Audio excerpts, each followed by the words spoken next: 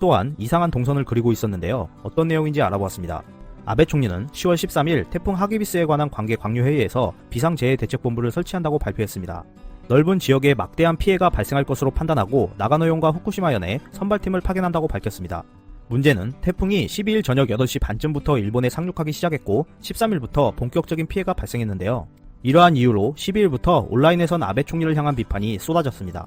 정부가 재해대책본부를 설치하지 않는 이유가 무엇인가, 왜 설치하지 않는 것인지 20시가 넘어가고 있다. 재해가 오면 아베 총리의 얼굴이 전혀 보이지 않는다. 왜인가? 정부는 왜 재해대책본부를 설치하지 않는가 이해할 수 없다는 비판이 이어졌습니다. 일본 정부는 앞서 말했듯이 태풍이 본격적으로 올라온 13일이 돼서야 비상재해대책본부를 설치했는데요. 이를 두고 일본 네티즌들은 왜 오늘 아침에서야 설치를 한 것입니까? 비상사태에 즉각 대응할 수 없는 것은 정부의 몫입니까? 예정되어 있는 태풍의 진로가 예측 가능함에도 불구하고 미연에 방지해야겠다는 개념은 없고 대부분 너무나도 느린 사후 대책이다 라고 말하며 비상재해대책본부가 설치된 후에도 아베 총리를 향한 비난이 이어졌습니다.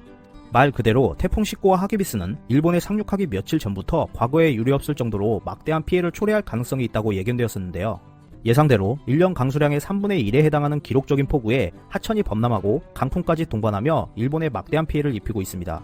아베 총리의 이해하기 어려운 행동에 의문이 생기자 아베 총리가 무엇을 하고 있었는지 확인하고 나섰는데요. 12일 오전 8시 관저 위치, 아침 손님 없음, 오후 10시 관저, 손님 없음, 아시아신문 보도, 아베 총리 하루 종일 관저에서 보낸다 이상.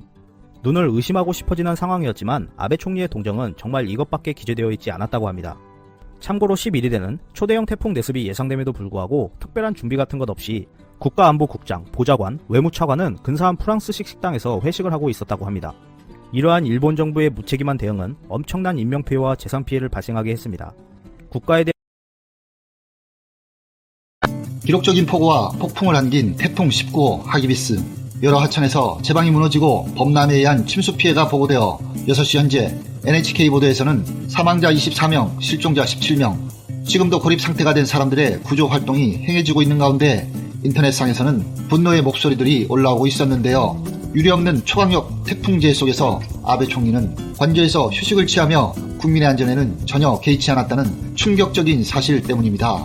일본의 한 유명한 만담가는 트윗을 통해 피해가 진행되는 가운데 아베 총리는 공저에서 휴양하고 있었다고 한다.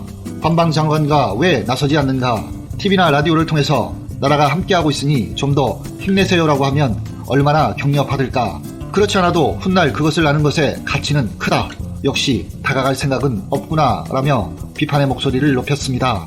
19호 태풍이 상륙하기 전부터 기상청이 임시회견을 열고 최대급 태풍의 경계를 호소하며 경계 수준 4에 해당하니 피난 권고 등 긴급 대피하라고 보도한 것에 조금이라도 위기감을 인식하고 있었다면 총리 대신은 회견을 열고 TV에 나와 국민들에게 호소해야 할 것인데도 회견은커녕 트윗조차 하지 않았다는 것입니다. 럭비 월드컵에서 일본의 승리나 일본인의 노벨상 수상 시에는 재빠르게 축하 트윗을 하고 있었는데도 말입니다. 태풍이 강타한 12일 트윗상에서 아베 총리의 자세에 대해 쏟아져 나온 날선 비판의 목소리들입니다. 이렇게 엄청난 피해인데 아베도 스가도 이마이도 뉴스에 전혀 나타나지 않는다.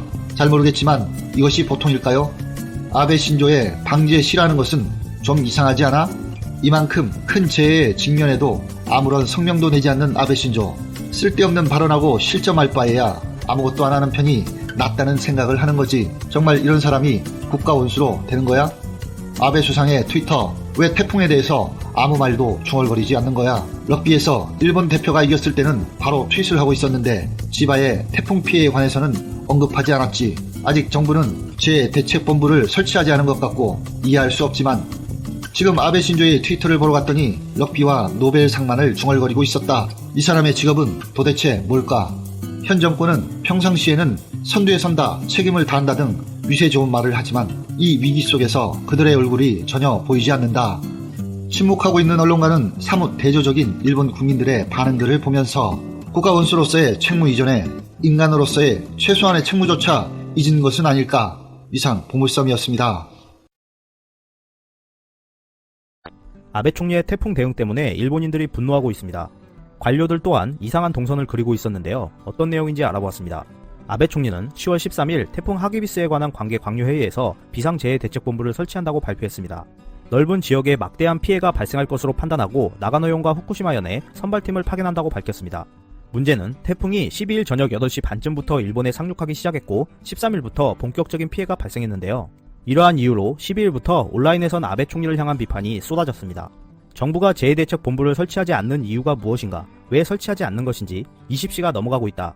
재해가 오면 아베 총리의 얼굴이 전혀 보이지 않는다. 왜인가? 정부는 왜 재해대책본부를 설치하지 않는가? 이해할 수 없다는 비판이 이어졌습니다. 일본 정부는 앞서 말했듯이 태풍이 본격적으로 올라온 13일이 돼서야 비상재해대책본부를 설치했는데요. 이를 두고 일본 네티즌들은 왜 오늘 아침에서야 설치를 한 것입니까? 비상사태에 즉각 대응할 수 없는 것은 정부의 몫입니까? 예정되어 있는 태풍의 진로가 예측 가능함에도 불구하고 미연에 방지해야겠다는 개념은 없고 대부분 너무나도 느린 사후 대책이다 라고 말하며 비상재해대책본부가 설치된 후에도 아베 총리를 향한 비난이 이어졌습니다. 말 그대로 태풍 19와 하기비스는 일본에 상륙하기 며칠 전부터 과거에 유례없을 정도로 막대한 피해를 초래할 가능성이 있다고 예견되었었는데요. 예상대로 1년 강수량의 3분의 1에 해당하는 기록적인 폭우에 하천이 범람하고 강풍까지 동반하며 일본에 막대한 피해를 입히고 있습니다. 아베 총리의 이해하기 어려운 행동에 의문이 생기자 아베 총리가 무엇을 하고 있었는지 확인하고 나섰는데요. 12일 오전 8시 관저 위치, 아침 손님 없음, 오후 10시 관저, 손님 없음, 아시아신문 보도, 아베 총리 하루 종일 관저에서 보낸다 이상. 눈을 의심하고 싶어지는 상황이었지만 아베 총리의 동정은 정말 이것밖에 기재되어 있지 않았다고 합니다. 참고로 11일에는 초대형 태풍 내습이 예상됨에도 불구하고 특별한 준비 같은 것 없이 국가안보국장, 보좌관, 외무차관은 근사한 프랑스식 식당에서 회식을 하고 있었다고 합니다. 이러한 일본 정부의 무책임한 대응은 엄청난 인명피해와 재산피해를 발생하게 했습니다.